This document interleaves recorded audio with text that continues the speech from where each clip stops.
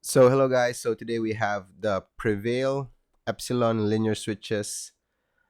Just got them off from Squishy Types, one of my favorite and my go-to stores for mechanical keyboard switches and modding needs. And I have to say that these switches are damn, they're so good. Probably this is the first switch that I would recommend to be used stock. The Gatron Oil Kings come very close, but even those, I felt that it will really benefit from lubing if you want to have that deeper sound profile. But these switches, I am 95% happy using them stock. That's how good they are.